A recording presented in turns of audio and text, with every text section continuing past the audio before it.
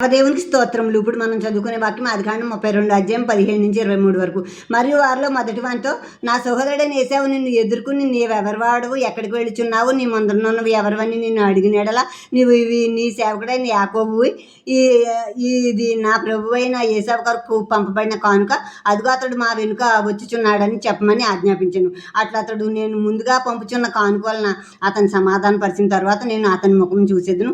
అప్పుడు అతడు ఒకవేళ నన్ను కటాక్షించననుకుని మీరు ఏశావుని చూసినప్పుడు ఆ చొప్పున అతనితో చెప్పవలనని, మీరు ఇదిగో నీ సేవకుడైన యాకోబు మా వెనుక వచ్చుచున్నాడని చెప్పవలనని రెండవ వానికి మూడవ వానికి మందల వెంబడి వెళ్ళి వారందరికీ ఆజ్ఞాపించాను.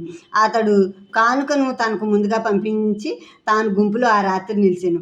ఆ రాత్రి అతడు లేచి తన 2 భార్యలను, తన 2 దాసీలను, తన 11 మంది పిల్లలను తీసుకుని ఎబ్బోకు రేవు దాటిపోయాను.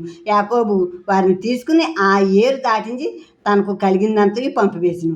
ఇప్పుడు ముందు తన అన్నగారికి కానుకలు పంపుతున్నాడు కదా, కానుక ముందు పట్టుకెళ్ళిపోండి అని కొందరు దాసులకు అప్పగించి, ఇగో మేము ఎవరు మీరు ఏంటని అడిగితే, నా సహోదరుడు ఏశావు, ఇగో నీ దాసుడైన యాకోబు దాసులు మేము, ఇదిగో ఈ కానుక నీ దాసుడైన యాకోబే నీ కొరకు పంపారు, ఈ కానుక నువ్వు స్వీకరించని మా తండ్రి కాదు మా అన్నగారికి చెప్పండి అని చెప్పి పంపేశాడు. ముందు కానుకను పంపాడు. ఆ కానుకలు చూసినప్పుడు నెమ్మదిగా ఉంటాడు, ఇంకా సమాధాన పడతాడని ఆ కానుకలు పట్టుకెళ్ళి వారితో అందరితో చెప్పాడు. అందరితో ఇలాగ సమాధానంగానే మాట్లాడండి, నన్ను మీ దాసుడని అక్కడ చెప్పండి, మీ సహోదరుడు అనొద్దు, దాసుడని అంటే నన్ను అంత తగ్గించి అతని ముందు చెప్పండి, అప్పుడు తను కూడా నా దయ చూపిస్తాడు అన్నట్టుగా తను పంపాడు. ఇప్పుడు తన 2 భార్యలు, 2 దాసీలు, 11 మంది పిల్లల్ని తీసుకుని ఎబ్బోకు రేవు దాటించాడు.